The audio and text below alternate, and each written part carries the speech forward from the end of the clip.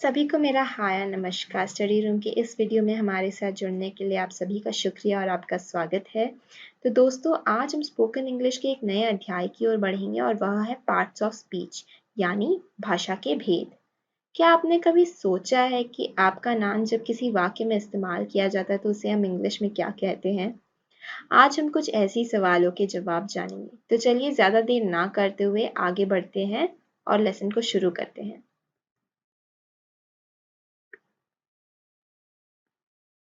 दोस्तों, parts of speech क्या है? Parts of speech refer to the basic components that make up a sentence, यानी भाषा के भेद उन मूल घटकों को संदर्भित करता है जिससे कि एक वाक्य बनता है।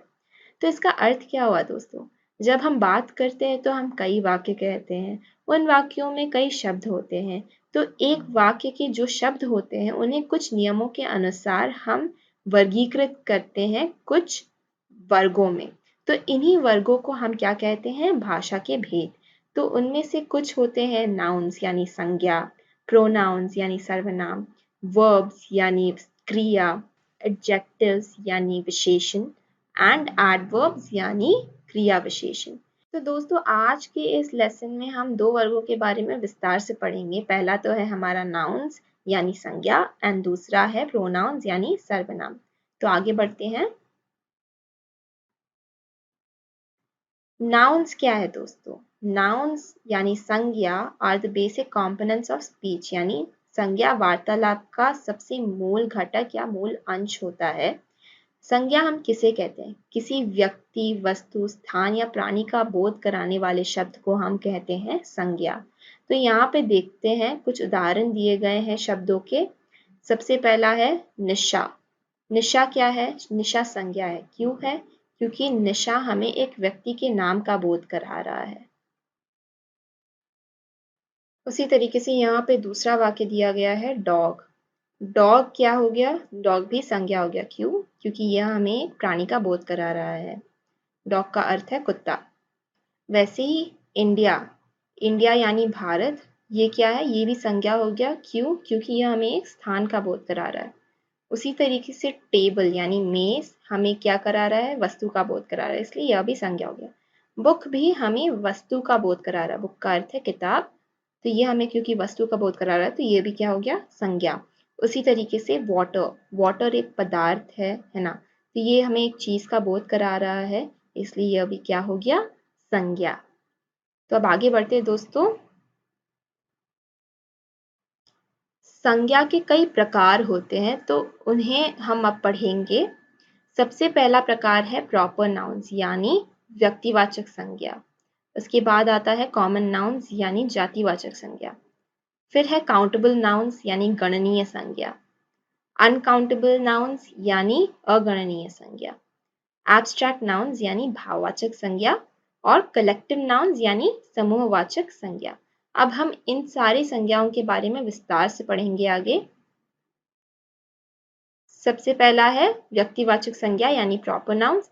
प्रॉपर नाउन्स क्या है दोस्तों? Proper nouns are nouns that identify a person और अ प्लेस।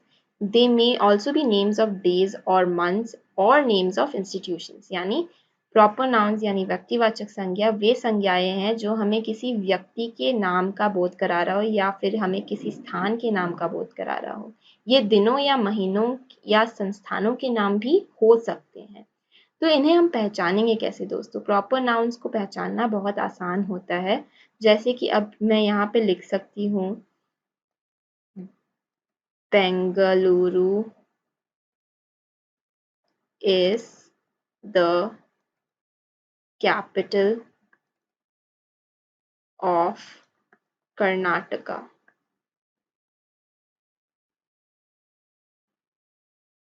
है ना? तो यहाँ पे हमारा व्यक्तिवाचक संज्ञा क्या हो गया? यहाँ पे स्थान के नाम का बोध करा रहा हमें बेंगलुरु, तो ये हो गया हमारा व्यक्तिवाचक संज्ञा।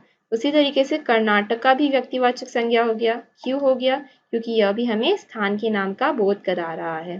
तो ये दोनों शब्द व्यक्तिवाचक संज्ञा है। बट यहाँ पे एक चीज कॉमन है, वो क्या है? जरा आप बता सकते हैं क्या? यहाँ पे कॉमन ये है, गौर करिएगा कि बी बेंगलुरु में ये कैपिटलाइज्ड है यानी बड़े अक्षरों में लिखा गया है। उसी तरीके से कर्नाटका में के बड़े अक्षरों में लिखा गया है। इस वाक्य का अर्थ है बैंगलोर राजधानी है कर्नाटका की, यानी बैंगलोर कर्नाटका की राजधानी है। तो यहाँ पे हम ध्यान दे रहे हैं कि बी यहाँ पे बड़े अक्षरों में और के बड़े अक्षरों में है, और यही चीज सारी व्यक्तिवाचक संज्ञा में कॉमन होती है, यानी the first letter of proper nouns is always capitalized. इसका अर्थ हो गया हमारा जो भी पहला अक्षर होता है किसी भी व्यक्तिवाचक संज्ञा में वो हमेशा बड़े अक्षरों में लिखा जाता है। तो इसी तरीके से अब हम कुछ और उदाहरण देखते हैं। यहाँ पे सबसे पहला उदाहरण दिया गया है यहाँ पे प्राची। प्राची क्या है? व्यक्ति का नाम है, तो ये क्या हो गया? व्यक्तिवाचक संज्ञा। उसी तरीके से दिल्ली, दिल्ली क्या है? स्थान के नाम का बोध करा रहा है हमें, तो ये भी क्या हो गया? व्यक्तिवाचक संज्ञा। मंडे, मंडे क्या है? दिन का नाम है, यानी सोमवार है इसका अर्थ, तो ये भी क्या हो गया? व्यक्तिवाचक संज्ञा। उसी तरीके से अगस्त, ये महीने का नाम हो गया, इसलिए ये भी क्या है? व्यक्तिवाचक संज्ञा। ओलंपिक्स, ओलंपिक्स क्या है? टूर्नामेंट का नाम है, तो इसको भी हम व्यक्तिवाचक संज्ञा में गिनेंगे, है ना? तो इस तरीके से ये हो गया। अब हम आगे बढ़ते हैं, कुछ वाक्यों में उदाहरण देखते हैं व्यक्तिवाचक संज्ञा की। तो यहाँ पे कुछ उदाहरण दिए गए हैं, चलिए पढ़ते हैं और समझते हैं।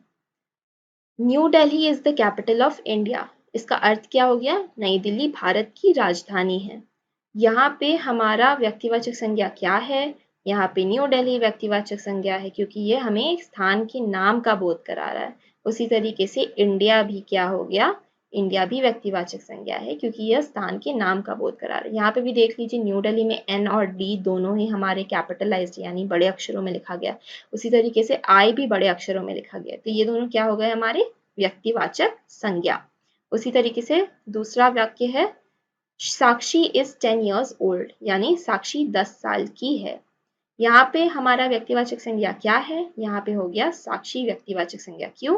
क्योंकि ये हमें एक बच्ची के नाम का बोध करा रहा है, यानी व्यक्ति के नाम का बोध करा रहा है। ठीक है, आगे बढ़ते हैं। इट्स मंडे, इट्स मंडे का अर्थ क्या हो गया? आज सोमवार है। यहाँ पे हमारा व्यक्तिवाचक संज्ञा क्या है? मंडे। क्यों? क्योंकि ये हमें एक दिन का बोध करा रहा है। ठीक है, उसी तरीके से India performed well at the Olympics. यहाँ पे इसका अर्थ हो गया भारत ने ओलंपिक्स में अच्छा प्रदर्शन दिया। तो यहाँ पे हमारा व्यक्तिवाचक संज्ञा क्या है? यहाँ पे इंडिया व्यक्तिवाचक संज्ञा, क्योंकि स्थान के नाम का बोध करा रहा है, और वही ओलंपिक्स भी व्यक्तिवाचक संज्ञा है, क्योंकि यह एक टूर्नामेंट के नाम का बोध करा रहा है हमें। ठीक है, दोनों हमारे बड़े अक्षरों में लिखा गया है, इंडिया का आई और ओलंपिक्स का ओ, है ना? तो ये ध्यान दीजिएगा हमेशा दोस्तों, इस तरीके से आपको व्यक्तिवाचक संज्ञा पहचानने में आसानी होगी। अब अगला वाक्य है, my favourite actor is Ranbir Kapoor. यहाँ पे इसका अर्थ हो गया मेरे पसंदीदा अभिनेता रणबीर कपूर है। तो इसमें हमारा व्यक्तिवाचक संज्ञा क्या है? यहाँ पे रणबीर कपूर व्यक्तिवाचक संज्ञा हो जाएगा, क्योंकि यह एक व्यक्ति का नाम है। ठीक है, अब हम आगे बढ़ते हैं। कॉमन नाउन्स यानी जातिवाचक संज्ञा। कॉमन नाउन्स क्या है दोस्तों? Common nouns are nouns that refer to general things और जनरल कैटेगरी ऑफ थिंग्स। यानी जातिवाचक संज्ञा वो संज्ञाएं हैं जो हमें सामान्य चीजों या सामान्य श्रेणी की चीजों को संदर्भित करने में मदद करता है। ठीक है, तो ये वो शब्द है जो सामान्य चीजों के लिए हम इस्तेमाल करते हैं, और इनके दो फॉर्म्स होते हैं दोस्तों, एक सिंगुलर है और दूसरा प्लूरल है। यानी ये एक वचन में भी शब्द हो सकते हैं और बहुवचन भी हो सकते हैं। ठीक है, तो अब हम देखते हैं कुछ उदाहरण यहाँ पे लिखे गए हैं। सबसे पहला उदाहरण है बॉय। बॉय क्यों है जातिवाचक संज्ञा? क्योंकि यह हमें एक व्यक्ति के होने का बोध करा रहा है, तो ये हो गया हमारा जातिवाचक संज्ञा। यहीं पे अगर मैंने आकाश लिखा होता, आकाश क्या हो जाता? व्यक्तिवाचक संज्ञा। क्यों? क्योंकि ये हमें उसकी जाति का बोध नहीं करा रहा है, व्यक्ति की जाति का बोध नहीं करा रहा है। तो अगर कोई शब्द हमें व्यक्ति की जाति का या प्राणी की जाति का बोध करा रहा हो तो उसे हम व्यक्तिवाचक संज्ञा नहीं कहते, उसे हम जातिवाचक संज्ञा कहते हैं। ठीक है, तो अगर आकाश होता तो ये हमारा हो जाता व्यक्तिवाचक संज्ञा, और वही बॉय क्या है? जातिवाचक संज्ञा, क्योंकि यह हमें एक व्यक्ति की जाति का बोध करा रहा है। ठीक है, बॉय का अर्थ हो गया लड़का। टेबल्स क्या हो गया? टेबल्स हो गया जातिवाचक संज्ञा। क्यों? क्योंकि यह एक सामान्य चीज है और यह शब्द हमें एक सामान्य चीज का बोध करा रहा है। उसी तरीके से कंट्री, कंट्री भी क्या हो गया? जातिवाचक संज्ञा, क्योंकि यह हमें एक जगह का बोध करा रहा है, बट हमें ये नहीं पता है कि ये कंट्री कौन सी है। अगर यहाँ पे मैंने इंडिया लिखा होता तो ये व्यक्तिवाचक संज्ञा हो जाता, बट ये हमें एक स्थान का के नाम का बोध नहीं करा रहा है, ये सिर्फ हमें एक स्थान का बोध करा रहा है, इसलिए ये क्या हो गया? जातिवाचक संज्ञा। उसी तरीके से विंडोज एंड फूड, विंडोज का अर्थ हो गया खिड़कियां और फूड का अर्थ क्या है? भोजन। उसी तरीके से यहाँ पे लिखा है विंडोज एंड फूड, विंडोज का अर्थ है खिड़कियां और फूड का अर्थ है भोजन। ये दोनों क्यों है जातिवाचक संज्ञा? क्योंकि ये हमें सामान्य चीजों का बोध करा रहे हैं। ठीक है, अब हम आगे बढ़ेंगे, कुछ वाक्यों के उदाहरण देखेंगे जहां पे जातिवाचक संज्ञा का इस्तेमाल किया गया है। तो यहाँ पे है कुछ उदाहरण। सबसे पहला उदाहरण है the boys went out to play. इसका अर्थ क्या हो गया? लड़के खेलने के लिए बाहर गए। तो यहाँ पे हमारा जातिवाचक संज्ञा क्या है? बॉयज। क्यों है? क्योंकि यह हमें व्यक्तियों की जाति का बोध करा रहे हैं, है ना, और ये बहुवचन है, तो ये हमारा जातिवाचक संज्ञा हो गया। यहीं पे अगर मैंने आकाश लिखा होता तो क्या हो जाता? ये व्यक्तिवाचक संज्ञा हो जाता। आकाश वेंट आउट टू प्ले का अर्थ हो गया यहाँ पे आकाश व्यक्तिवाचक संज्ञा, पर क्योंकि यहाँ पे बॉयज लिखा गया है जो कि हमें व्यक्ति की जाति का बोध करा रहे हैं, इसलिए हम यहाँ पे इसे व्यक्तिवाचक संज्ञा नहीं कहेंगे, हम कहेंगे इसे जातिवाचक संज्ञा। ठीक है, उसी तरीके से दूसरा है there are 4 rooms in this building. इसका अर्थ हो गया इस इमारत में 4 कमरे हैं। तो यहाँ पे हमारा क्या है जातिवाचक संज्ञा? यहाँ पे रूम्स हमारा जातिवाचक संज्ञा हो गया और बिल्डिंग भी हमारा जातिवाचक संज्ञा हो गया। क्यों? क्योंकि ये हमें सामान्य चीजों के बारे में बोध करा रहे हैं। ठीक है, अब आगे बढ़ते हैं। यहाँ पे अगला वाक्य है where are the books. Where are the books का अर्थ क्या हो गया? किताबें कहाँ हैं। इसमें हमारा जातिवाचक संज्ञा कौन सा है? यहाँ पे बुक्स जातिवाचक संज्ञा हो जाएगा। क्यों? क्योंकि बुक्स हमें किसी वस्तु का बोध करा रहे हैं, यहाँ पे वस्तु की जाति का बोध करा रहे हैं, है ना। यहाँ पे अगर बुक का नाम लिखा होता, समझ लीजिए यहाँ पे अगर मैंने बुक का नाम लिखा होता ऑलिवर ट्विस्ट, ऑलिवर ट्विस्ट, है ना, तो ये क्या हो जाता? ये व्यक्तिवाचक संज्ञा है क्योंकि ये बुक का नाम है ना। उसी तरीके से यहाँ पे बुक का नाम क्योंकि नहीं दिया गया, खाली बुक लिखा गया है, तो ये क्या हो गया? व्यक्तिवाचक संज्ञा। अब हम आगे बढ़ते हैं। These clothes are small। इसका अर्थ क्या है? ये कपड़े छोटे हैं।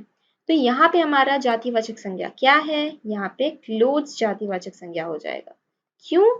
क्योंकि क्लोथ्स हमें सामान्य चीज का बोध करा रहे हैं। ठीक है, उसी तरीके से this neighbourhood is very quite. यहाँ पे हमारा जातिवाचक संज्ञा क्या है? यहाँ पे नेबरहुड जातिवाचक संज्ञा हो जाएगा। क्यों है ये? क्योंकि ये हमें लोगों की जाति का बोध करा रहे हैं। यहाँ पे लोगों का नाम नहीं दिया गया, खाली नेबरहुड लिखा गया है, तो ये हमारा जातिवाचक संज्ञा हो गया। ठीक है, अब हम आगे बढ़ते हैं। काउंटेबल नाउन्स यानी गणनीय संज्ञा। दोस्तों गणनीय संज्ञा क्या है? Countable nouns are nouns that can be counted, यानी जो संज्ञाओं को हम गिन सकते हैं उन्हें हम क्या कहेंगे? गणनीय संज्ञा। तो इनका 2 फॉर्म होता है, ये एक वचन में भी होता है और बहुवचन, ये दोनों रूप में आते हैं, यानी सिंगुलर एंड प्लूरल। ठीक है, इंग्लिश में एक वचन को सिंगुलर कहते हैं और बहुवचन को प्लूरल कहते हैं। तो अब हम कुछ एग्जाम्पल्स यानी उदाहरण देखते हैं। यहाँ पे सबसे पहला दिया गया है एप्पल। एप्पल को क्या हम गिन सकते हैं? हाँ, हम गिन सकते हैं। 1 एप्पल, 2 एप्पल्स, 3 एप्पल्स, 4 एप्पल्स, इस तरीके से हम गिन सकते हैं। तो ये क्या हो गया? काउंटेबल नाउन्स यानी गणनीय संज्ञा। उसी तरीके से डॉग, डॉग को भी हम गिन सकते हैं। 1 डॉग, 2 डॉग्स, 3 डॉग्स, 4 डॉग्स।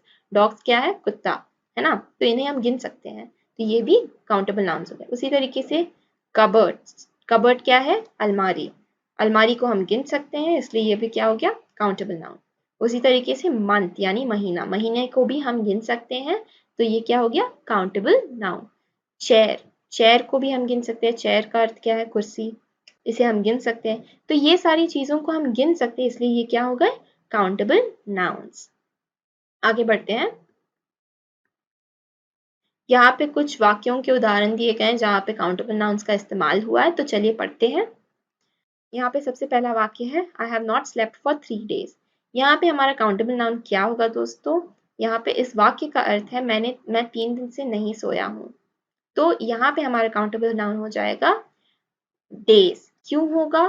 क्योंकि डेज को हम गिन सकते हैं, यानी दिनों को हम गिन सकते हैं। ठीक है, उसी तरीके से आई एट 5 चॉकलेट्स टुडे, इसका अर्थ क्या हो गया? मैंने आज 5 चॉकलेट खाई। तो यहाँ पे हमारा काउंटेबल नाउन क्या होगा? हमारा काउंटेबल नाउन होगा चॉकलेट्स। क्यों होगा? क्योंकि चॉकलेट्स को हम गिन सकते हैं और यहाँ पे तो नंबर भी दिया गया है ना, 5 दिया गया है, तो इसलिए हम इसे गिन सकते हैं, इसलिए ये क्या हुआ? काउंटेबल नाउन्स यानी गणनीय संज्ञा। तीसरा वाक्य है there were 10 people at the station. इसका अर्थ हो गया स्टेशन पर 10 लोग थे। तो इसमें काउंटेबल नाउन क्या है हमारा? पीपल। क्यों है? क्योंकि पीपल यानी लोगों को हम गिन सकते हैं और यहाँ पे 10 लोग लिखे ही गए हैं, 10 पीपल लिखा हुआ पहले से, है ना। तो ये हमारा हो गया काउंटेबल नाउन। उसी तरीके से I got a new notebook, इसका अर्थ क्या हुआ? मुझे एक नई कॉपी मिली। तो इसमें हमारा क्या है काउंटेबल नाउन? नोटबुक। क्यों है? क्योंकि इसे हम गिन सकते हैं, कॉपी को हम गिन सकते हैं। अ न्यू नोटबुक का अर्थ क्या हुआ? एक नई कॉपी मिली, है ना। तो इसलिए ये गिना जा सकता है, ये काउंटेबल नाउन हो गया। आखिरी वाक्य देखते हैं 500 स्टूडेंट्स पास द एग्जाम। इसका अर्थ क्या हो गया? 500 छात्रों ने परीक्षा पास की। तो यहाँ पे हमारा काउंटेबल नाउन है स्टूडेंट्स। क्यों? क्योंकि इसे गिन सकते हैं और यहाँ पे क्लियरली लिखा हुआ है 500 स्टूडेंट्स यानी 500 स्टूडेंट्स, 500 छात्र। तो ये हमारा काउंटेबल नाउन हो गया यहाँ पे। अब आगे बढ़ते हैं अनकाउंटेबल नाउन्स यानी अगणनीय संज्ञा। अनकाउंटेबल नाउन्स क्या होता है दोस्तों? Uncountable nouns are nouns that can not be counted, यानी अगणनीय संज्ञाएं उन संज्ञाओं को हम कहते हैं जिन्हें हम गिन नहीं सकते।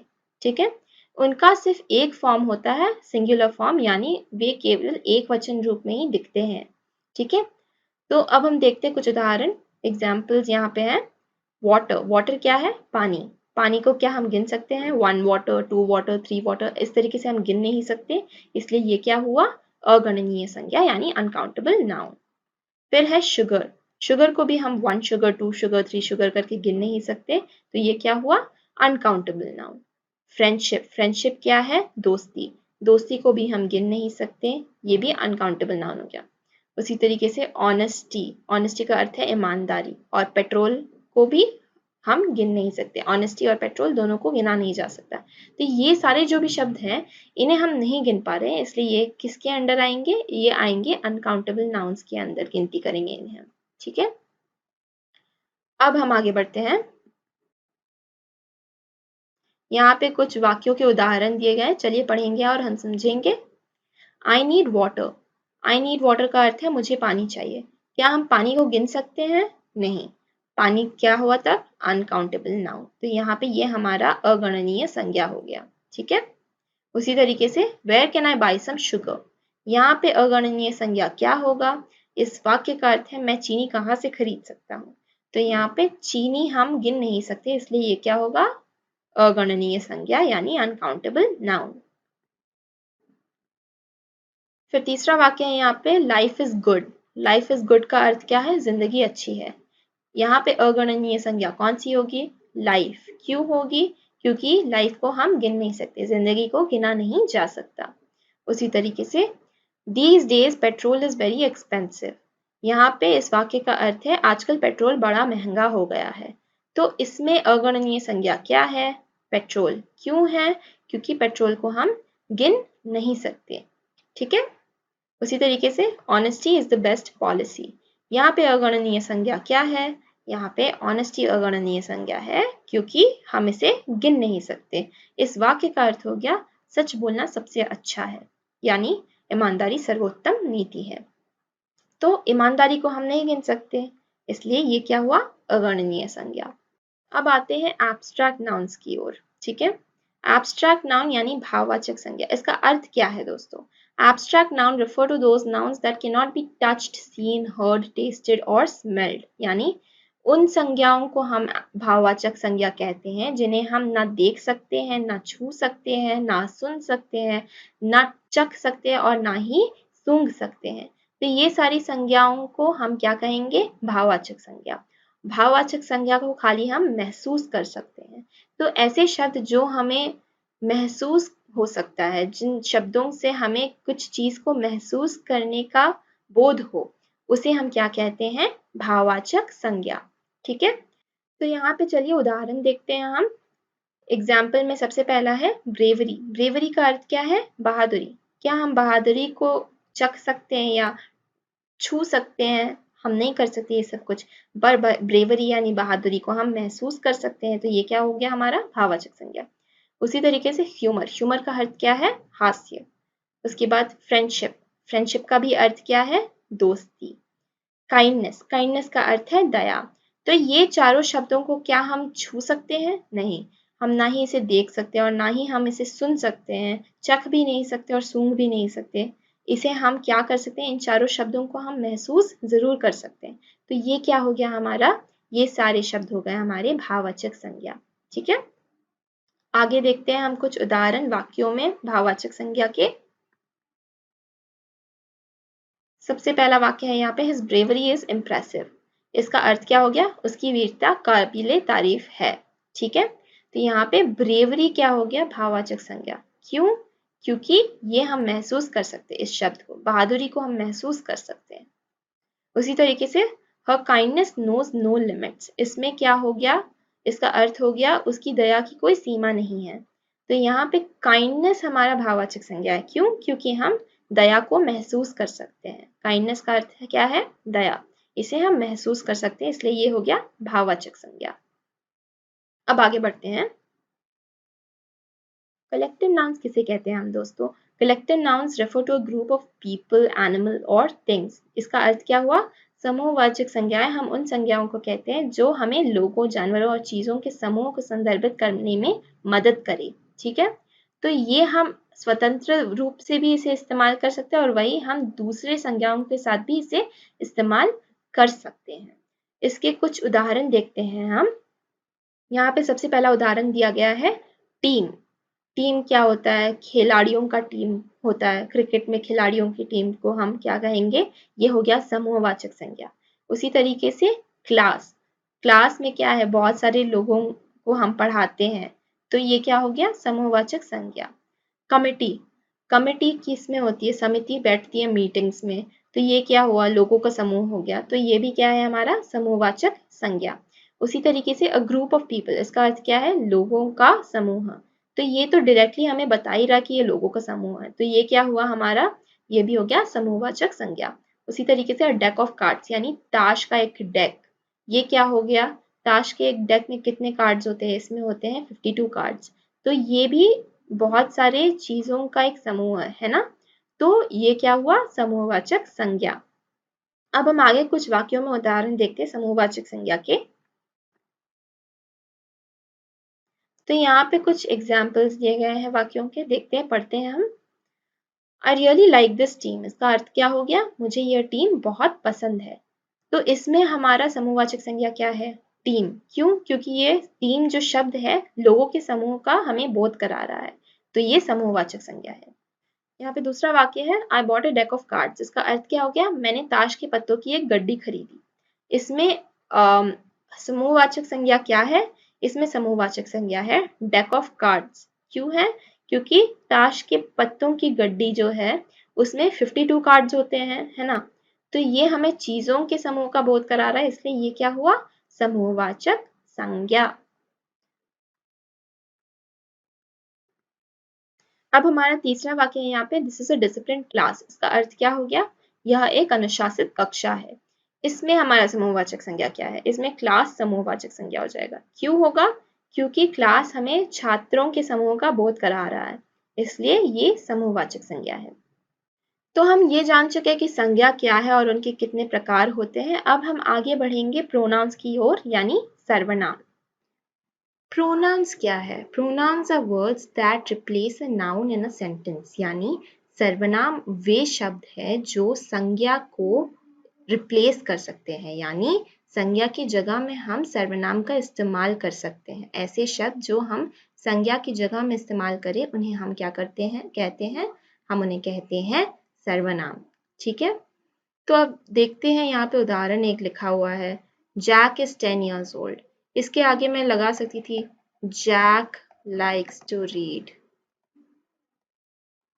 और वही इसके आगे एक और लाइन लगा सकते हैं हम लोग, एक और सेंटेंस, एक और वाक्य लिख सकते हैं, वो है जैक लव्स फूड। तो ये तीनों सेंटेंस में क्या हो जाता, सिमिलर क्या है, जैक जैक जैक, हम उसका नाम 3 बार उपयोग कर रहे हैं। इस नाम की जगह, ये तो संज्ञा है, जैक व्यक्ति का नाम है, ये संज्ञा हो गया, इस संज्ञा की जगह हम कुछ और भी इस्तेमाल कर सकते हैं क्या, जरूर कर सकते हैं। तो यहीं पे आता है हमारा सर्वनाम। तो यहाँ पे हम लिख सकते हैं ही लाइक्स टू रीड, जैसे यहाँ दिया गया ही लाइक्स टू रीड। उसी तरीके से ये जो जैक लव्स फूड है, इसमें भी हम लिख सकते हैं ही लव्स फूड, है ना। तो ये ध्यान रखिएगा दोस्तों, इस तरीके से सर्वनाम का इस्तेमाल किया जा सकता है। इसका अर्थ क्या हो गया, जैक 10 साल का है, उसे पढ़ना पसंद है। वरना अगर हम लिख रहे होते जैक लाइक्स टू रीड, तो इसमें अर्थ क्या हो जाता, जैक को पढ़ना पसंद है। तो इससे सर्वनाम का इस्तेमाल से ये जो हमारा सेंटेंस भी है ना, वाक्य भी छोटा हो जाता है। देखिए यहाँ पे, तो ये हो गया उदाहरण सर्वनाम का। अब हम आगे बढ़ के देखते हैं। सर्वनाम में भी संज्ञा की तरह कई प्रकार होते हैं। तो इस लेसन में दोस्तों हम 3 प्रकार के सर्वनाम के बारे में पढ़ेंगे। सबसे पहला है हमारा पर्सनल प्रोनाउंस यानी व्यक्तिगत सर्वनाम, दूसरा है पोजेसिव प्रोनाउंस यानी आधिकारिक सर्वनाम, और तीसरा है रिफ्लेक्सिव प्रोनाउंस यानी निजवाचक सर्वनाम। तो चलिए पढ़ते हैं, अब आगे बढ़ेंगे, इनके बारे में विस्तार से सीखेंगे। पर्सनल प्रोनाउंस, पर्सनल प्रोनाउंस क्या है, personal pronouns are used in place of a proper name for a person. इसका अर्थ क्या हुआ, व्यक्तिगत सर्वनाम का इस्तेमाल हम तब करते हैं जब किसी व्यक्ति या स्थान के नाम आए हो। किसी व्यक्ति या स्थान के नाम पर हम व्यक्तिगत सर्वनाम का इस्तेमाल कर सकते हैं, और हम इसका इस्तेमाल तब भी करते हैं जब हम किसी समूह, लोगों के समूह के बारे में बात कर रहे हो या उनका जिक्र कर रहे हो। ठीक है, आगे पढ़ते हैं, देखेंगे कि ये पर्सनल प्रोनाउंस क्या है। तो सबसे पहला पर्सनल प्रोनाउन है आई। आई का अर्थ क्या हो गया, मैं। तो इससे हम क्या वाक्य बना सकते हैं, अगर मेरा नाम श्रेया है, मैं कह सकती थी Shreya goes to school, but ये मुझे कुछ सही नहीं लग रहा, तो यहाँ पे मैं क्या लगाऊंगी, श्रेया की जगह में मैं लगा सकती हूँ आई। तो उससे क्या होगा, आई गो टू स्कूल। तो इसका अर्थ क्या हो गया, मैं स्कूल जाता हूँ या मैं स्कूल जाती हूँ। ठीक है, तो अब यहाँ पे दूसरा सर्वनाम दिया गया है यू। यू का अर्थ क्या है, तुम या आप। तो इससे हम कब इस्तेमाल करेंगे, इसे हम तब इस्तेमाल करेंगे जब हम किसी और को संदर्भित कर रहे हो। ठीक है, तो किसी और के बारे में बात करते वक्त हम यू का इस्तेमाल करेंगे। तो यहाँ पे वाक्य दिया गया है you go to school. You go to school में यू हो गया हमारा व्यक्तिगत सर्वनाम। इस वाक्य का अर्थ हो गया तुम स्कूल जाते हो। यहाँ पे अगर मैं किसी अपने दोस्त के बारे में बात कर रही होती, जैसे सोनल,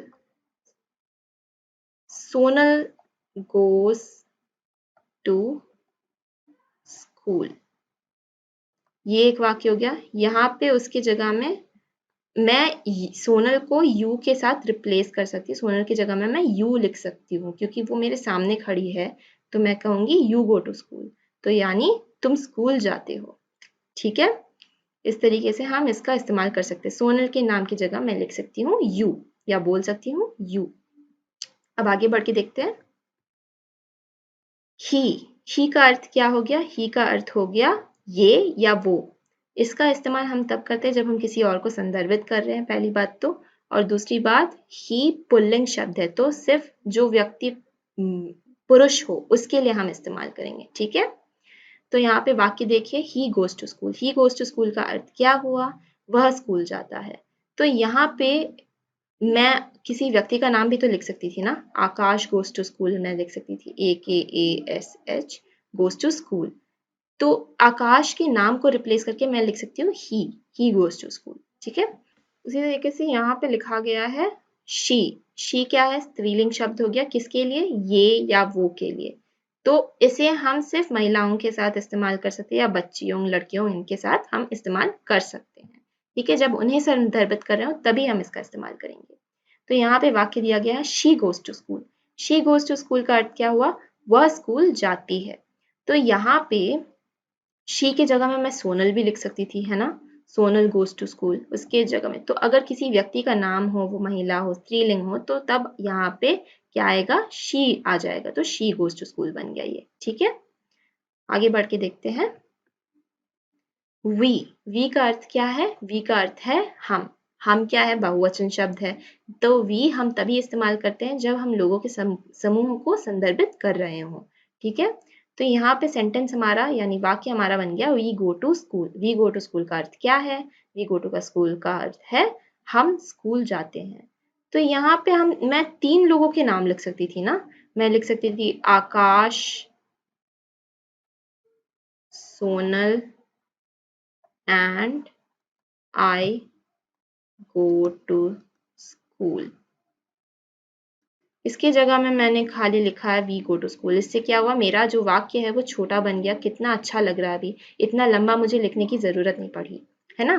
वी का इस्तेमाल तब भी करते हैं जब मैं उस समूह में, अगर मैं प्रेजेंट हूँ, मैं उस समूह का एक हिस्सा हूँ, तभी मैं वी का इस्तेमाल करूंगी। ठीक है, तो यहाँ पे देखिए Akash, Sonal and I go to school की जगह में मैंने कर दिया उसे वी गो टू स्कूल। तो इससे अर्थ क्या हो गया, हम स्कूल जाते हैं। ठीक है, तो अब हम आगे बढ़ के देखते हैं। दे का अर्थ क्या है, दे का अर्थ है वे। दे गो टू स्कूल यहाँ पे वाक्य दिया गया है। तो वे जब मैं किसी और को संदर्भित करी और मैं उस समूह का हिस्सा नहीं हूं, तब इसका इस्तेमाल करते हैं। दे भी बहुवचन है। ठीक है, they go to school, they go to school का अर्थ हो गया वे स्कूल जाते हैं। तो अगर मैं खाली आकाश और सोनल की बात कर रही होती, Akash and Sonal go to school मैंने लिखा होता, तो उसका अर्थ क्या हो जाता, आकाश और सोनल स्कूल जाते हैं। तो उसकी जगह में मैंने दे गो टू स्कूल लिख दिया। इसका अर्थ क्या है, वे स्कूल जाते हैं। तो मुझे उनका नाम लिखने की जरूरत नहीं पड़ी। यहाँ पे मैंने उन व्यक्तियों के नाम को दे के साथ रिप्लेस कर दिया, यानी संज्ञा की जगह में मैंने सर्वनाम लगा दिया यहाँ पे। ठीक है, तो इस तरीके से ये हो गए हमारे पर्सनल प्रोनाउंस। अब आगे बढ़ते हैं। यहाँ पे हमारा आखिरी पर्सनल प्रोनाउन है इट। इट का अर्थ क्या हुआ, ये या यह।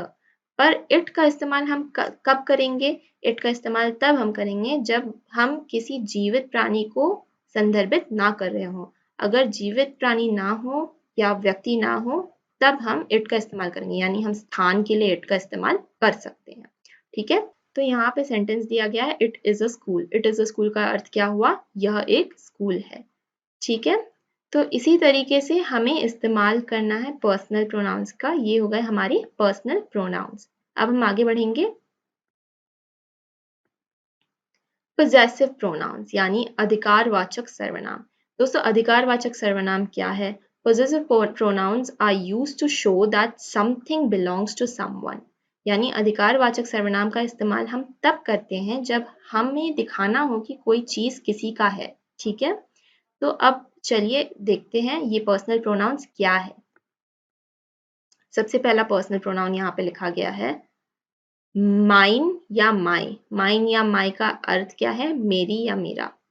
दोनों शब्दों का अर्थ सेम है, मेरी या मेरा। स्त्रीलिंग शब्द या पुल्लिंग शब्द के हिसाब से मेरी या मेरा लगेगा वहां पे। ठीक है, तो यहाँ पे माइन या माई किधर से आता है? माइन या माई आता है व्यक्तिगत सर्वनाम से, यानी माइन या माई बन के आता है आई से। किससे बन के आता है? आई। ठीक है, तो यहाँ पे सेंटेंस हमारा लिखा गया है this book is mine. This book is mine का अर्थ क्या हुआ, यह किताब मेरी है। उसी तरीके से दिस इज माई बुक। यहाँ दोनों जगह में माइन और माई कैसे इस्तेमाल करते हैं यहाँ पे समझाया गया, पर दोनों वाक्यों का अर्थ सेम है, यानी यह किताब मेरी है। ठीक है, अब आगे बढ़ते हैं, दूसरा वाक्य देखेंगे। तो आगे बढ़ते हैं, यहाँ पे योर्स दिया गया है। योर्स का अर्थ है तुम्हारी या आपकी। तो इसका इस्तेमाल हम कब करेंगे? योर्स आता है योर से। योर से आता है, यानी किसी और व्यक्ति का जो सामान है उसे अगर हम संदर्भित कर रहे हो तब हम योर्स लगाएंगे। ठीक है, तो यहाँ पे सेंटेंस दिया गया है this book is yours. This book is yours का अर्थ क्या हुआ दोस्तों, यह किताब तुम्हारी है। तो ये जो योर्स है, ये मैं किसी और व्यक्ति का है उसे मैं संदर्भित करते हुए कह रही हूँ कि ये तुम्हारा है ना। तो इसलिए यहाँ पे योर्स लगेगा। यहाँ पे किसी और का नाम भी लग सकता था, दिस बुक इज सोनल्स जैसे मैं लिख सकती थी, है ना।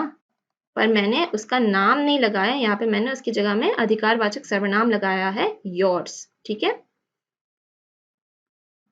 उसी तरीके से हिज किधर से आता है? हिज आता है ही से। मतलब यहाँ पे हम ये पुल्लिंग शब्द है और अगर किसी व्यक्ति का सामान है उसे हम संदर्भित करते हुए हिज लगाते हैं। हिज का अर्थ क्या हुआ? हिज का अर्थ हुआ उसका। तो यहाँ पे हम सेंटेंस देखते हैं। अब यहाँ पे लिखा हुआ है this book is his. His की जगह में मैं यहाँ पे व्यक्ति का नाम लगा सकती थी। यहाँ पे मैं लगा सकती थी दिस बुक इज आकाशिस, है ना, आकाशिस ये लगा सकती थी मैं। पर इसकी जगह में मैंने क्या लगाया? मैंने व्यक्ति के नाम को की जगह में यानी संज्ञा की जगह में मैंने यहाँ पे हिज लगाया है। This book is his. इसका अर्थ क्या हुआ? यह किताब उसकी है।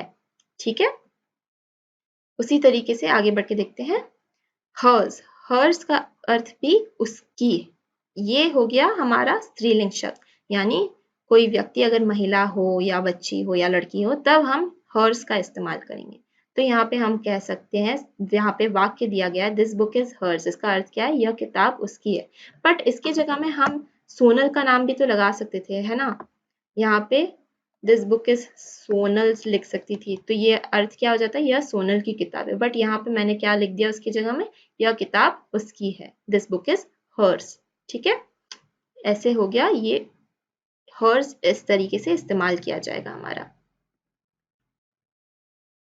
तो यहाँ पे अब दिया गया है आर्स। आर्स का अर्थ है हमारी या हमारा। तो ये किस शब्द से आता है? कौन से सर्वनाम से आया? ये व्यक्तिगत सर्वनाम इसका है वी। ठीक है, तो इसमें मैं भी, आई जो है, मैं भी उस समूह का हिस्सा हूं, तभी हम लगाएंगे आवर्स। ठीक है, तो यहाँ पे हमारा वाक्य दिया गया है दीज बुक्स आर आवर्स। तो यहाँ पे मैंने these books are Sonal's, Akash's and mine, इसके जगह में मैंने क्या लिखा है? यहाँ पे लिखा है दीज बुक्स आर आवर्स। यहाँ पे लोगों के नाम लगाने की जगह में खाली आवर्स लिख सकते हैं, यानी यह किताबें हमारी है। ठीक है, उसी तरीके से डेयर्स। डेयर्स का इस्तेमाल हम कब करेंगे? जब हमें उनकी या उनका जो है वो संदर्भित करना हो, हमें किसी और व्यक्ति को संदर्भित करना हो। डेयर्स का अर्थ हो गया उनकी या उनका। ठीक है, तो डेयर्स भी बहुवचन है, पर इसमें मैं समूह का हिस्सा नहीं हूं। जब आप समूह का हिस्सा नहीं हो तब आप डेयर्स का इस्तेमाल करेंगे। ठीक है, तो यहाँ पे लिखा गया है these books are theirs. Theirs का अर्थ क्या हुआ? यह किताबें उनकी है। यहाँ पे इस वाक्य का अर्थ हो गया। ठीक है, तो उसी तरीके से इसमें मैं लिख सकती थी ना these books are Akash's and Sonal's. मैंने उनका नाम नहीं लिखा, मैंने यहाँ पे खाली लिख दिया दीज बुक्स आर देयर्स, यानी ये किताबें उनकी हैं। यहाँ पे अब दिया गया है इट्स। इट्स का इस्तेमाल हम कब करेंगे? इट्स का इस्तेमाल हम करेंगे तब जब किसी निर्जीव वस्तु के बारे में हम संदर्भित कर रहे हों। ठीक है, किसी निर्जीव वस्तु के बारे में जब हम बात कर रहे हों तब इट्स का प्रयोग करेंगे हम। तो इट्स का अर्थ हो गया इसके या इसका। तो यहाँ पे वाक्य लिखा हुआ the its pages are torn. Its pages are torn, यहाँ पे किसी बुक की बात हो रही है, तो यहाँ पे the books pages are torn की जगह में हम कहेंगे इट्स पेजेस आर टॉर्न। इसका अर्थ क्या हुआ? इसके पन्ने फटे हुए हैं। इसके जगह में किताब के पन्ने फटे हुए हम कह सकते थे, है ना। तब क्या हो जाता है? The books pages are torn.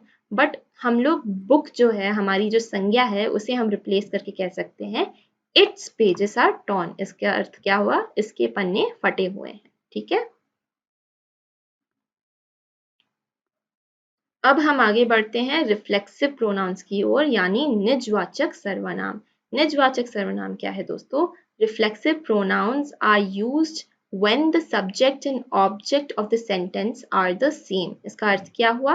निजवाचक सर्वनाम का उपयोग हम तब करते हैं जब किसी वाक्य का विषय और वस्तु दोनों समान हो। ठीक है, दोनों जब सेम हो तब हम इसका इस्तेमाल करेंगे।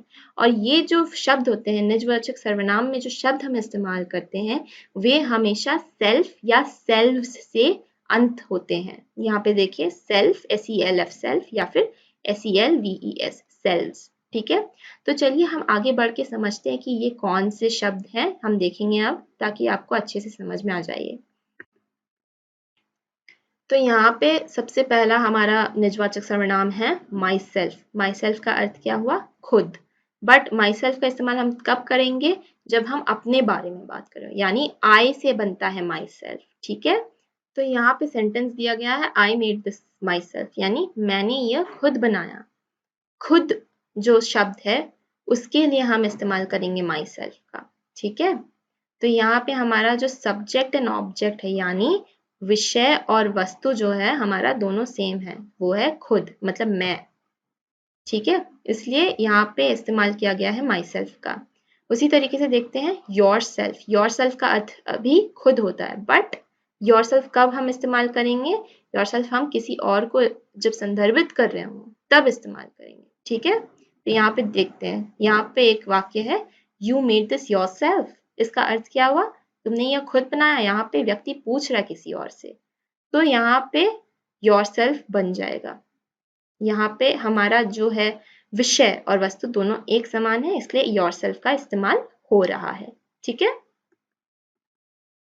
उसी तरीके से हिमसेल्फ। हिमसेल्फ भी जब हम किसी और को संदर्भित कर रहे हो तभी आएगा। हिमसेल्फ का भी अर्थ क्या होता है? हिमसेल्फ का अर्थ है खुद। किसी और को जब संदर्भित करें और वो पुल्लिंग होना चाहिए, वो व्यक्ति जो भी है वो पुल्लिंग होना चाहिए, तभी हिमसेल्फ का इस्तेमाल होगा, ठीक है। तो यहाँ पे वाक्य दिया गया ही मेड दिस हिमसेल्फ। इसका अर्थ क्या हुआ? उसने यह खुद बनाया, ठीक है।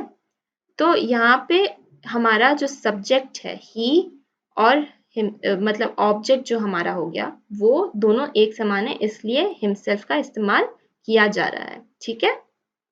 इसी तरीके से आगे बढ़ते हैं हर सेल्फ। हर सेल्फ का अर्थ क्या हुआ? हर सेल्फ का अर्थ भी सेम है, उसका भी अर्थ है खुद, बट हर सेल्फ का इस्तेमाल स्त्रीलिंग शब्दों के लिए किया जाएगा, ठीक है। तो यहाँ पे वाक्य दिया गया she made this her self. इसका भी अर्थ क्या हुआ? उसने यह खुद बनाया। पर यहाँ पे हमारा क्योंकि सब्जेक्ट यानी विषय और वस्तु दोनों सेम है, इसलिए हमने यहाँ पे क्या इस्तेमाल किया है? हर सेल्फ का इस्तेमाल किया है। ourselves।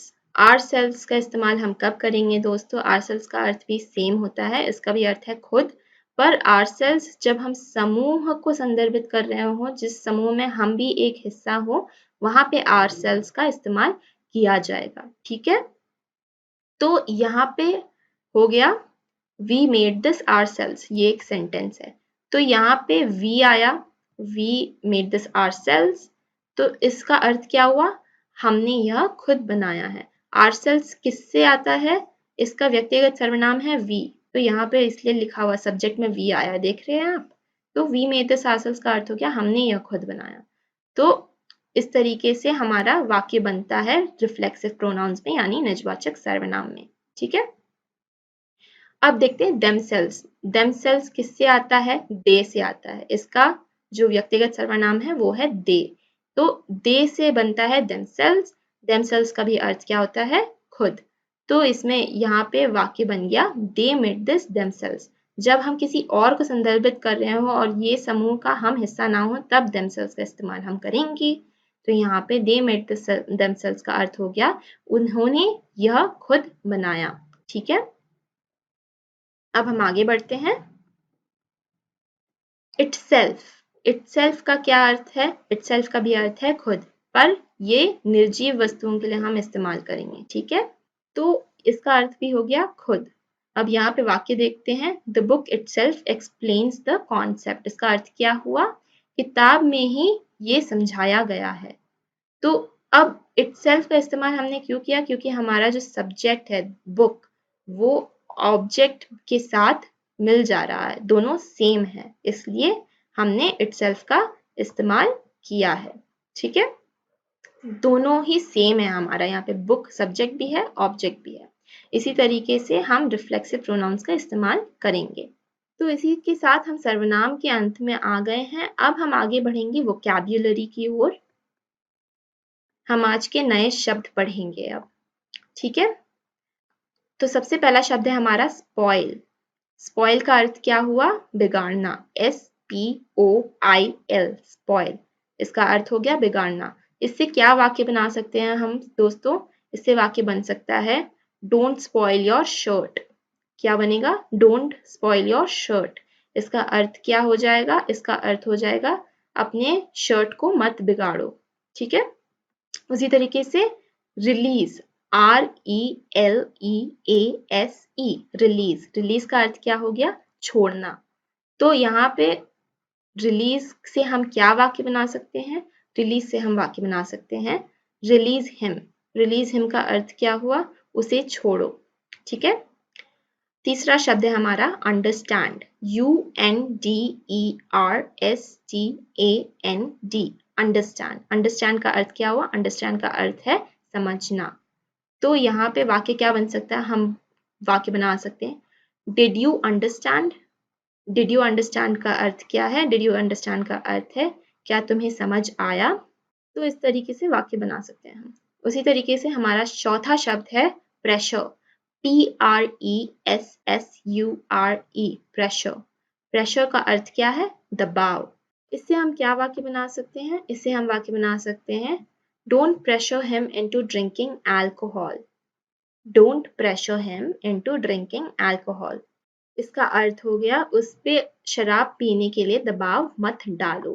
ठीक है। आज का आखिरी शब्द है हमारा सेफ। SAFE, safe. सेफ का अर्थ क्या है? सेफ का अर्थ है सुरक्षित। इससे हम क्या वाक्य बना सकते हैं? इससे हम वाक्य बना सकते हैं शी इज सेफ। इसका अर्थ क्या हुआ? शी इज सेफ का अर्थ है वह सुरक्षित है। ठीक है। तो ये हो गए आज के 5 नए शब्द हमारे। अब हम आगे बढ़ेंगे आज के 5 नए वाक्यों की ओर। तो यहाँ पे दिया गया है सबसे पहला वाक्य हमारा है please call me back. Please call me back. इसका अर्थ क्या है? इसका अर्थ है कृपया मुझे वापस फोन करें। ठीक है। उसी तरीके से दूसरा वाक्य है हमारा how much does it cost. How much does it cost. इसका अर्थ क्या हो गया? इसका अर्थ हो गया ये कितने का है। ठीक है। उसी तरीके से I am feeling all right. I am feeling all right. इसका अर्थ क्या हो गया? मुझे ठीक लग रहा है या मैं ठीक हूं। ठीक है। चौथा वाक्य है I like T more than coffee. I like T more than coffee. इसका अर्थ क्या हुआ? मुझे कॉफी से ज्यादा चाय पसंद है। ठीक है। आखिरी वाक्य है what time are you free. What time are you free. इसका अर्थ क्या हुआ? इसका अर्थ हुआ आप किस समय फ्री है। तो ये हो गए हमारे आज के 5 नए वाक्य। अब हम बढ़ेंगे अभ्यास की ओर। तो हमारा आज का पहला अभ्यास यहाँ पे दिया गया है, संज्ञा के ऊपर है ये अभ्यास। तो जैसा कि आप देख सकते हैं यहाँ पे 4 चित्र दिए गए हैं इस अभ्यास में। इन चारों चित्रों में जो भी दर्शाया गया है उसके हिसाब से हमें बताना है कि यह किस प्रकार की संज्ञा है। तो मैं पहला वाला आपको करके बताऊंगी और बाकी तीनों का अभ्यास आपको खुद करना होगा जिससे कि आपकी जो कॉन्सेप्ट में जकड़ है वो मजबूत हो जाए। ठीक है। तो सबसे पहला जो चित्र है उसमें क्या दिखाया गया? यहाँ पे बहुत सारी कुर्सियां लगाई गई हैं। कुर्सियां क्या है? कुर्सियां वस्तु का हमें बोध करा रही है ना। कुर्सी को हम इंग्लिश में क्या कहते हैं? कुर्सी को हम कहते हैं चेयर। तो यहाँ पे बहुत सारी चेयर दी गई हैं तो ये हो गया चेयर्स, है ना। तो ये कौन सी संज्ञा हो गई हमारी? ये हमारी हो गई जातिवाचक संज्ञा। क्या हो गई? जातिवाचक संज्ञा। क्यों? क्योंकि ये हमें वस्तु का बोध करा रही है। और वही ये गणनीय संज्ञा भी हो गई क्योंकि यहाँ पे बहुत सारे चेयर हैं और हम इन्हें गिन सकते हैं। ठीक है। इसी तरीके से आपको बाकी तीनों चित्रों की क्या प्रकार की संज्ञा है वो जानना है और वो लिखना है आपको। अब हम आगे बढ़ेंगे दूसरे अभ्यास की ओर। ये अभ्यास है सर्वनाम के ऊपर। यहाँ पे आप जैसा देख सकते हैं यहाँ पे 5 वाक्य दिए गए हैं और आपको खाली जगह भी दी गई है। आपको ये खाली जगह सही सर्वनाम शब्द से भरना है। ठीक है। और इन प्रत्येक प्रश्नों के लिए आपका एक से ज्यादा सही भी उत्तर हो सकते हैं। तो अब मैं आपको पहला वाला करके बताती हूँ, आप बाकी सब खुद ही प्रयास करिएगा ताकि आपकी कॉन्सेप्ट मजबूत हो जाए। ठीक है। तो यहाँ पे पहला वाक्य दिया गया है Neha goes to school dash is very smart. Neha goes to school का अर्थ क्या है? नेहा स्कूल जाती है। तो यहाँ पे नेहा क्योंकि स्त्रीलिंग शब्द है तो यहाँ पे सर्वनाम भी हमारा स्त्रीलिंग ही होगा, है ना। तो वह स्मार्ट है हम कह सकते हैं, वह तेज है, वह बहुत ही तेज है हम कह सकते हैं हिंदी में। तो वह को हम इंग्लिश में यहाँ पे कैसे लिखेंगे? वह को हम लिखेंगे शी। तो यहाँ पे व्यक्तिगत सर्वनाम हो गया हमारा शी। ठीक है, यहाँ पे आ जाएगा तब Neha goes to school, she is very smart. इसी तरह से आप बाकी चारों का प्रयास भी करिएगा और इसी अभ्यास के साथ हम आज के लेसन के अंत में आ गए हैं।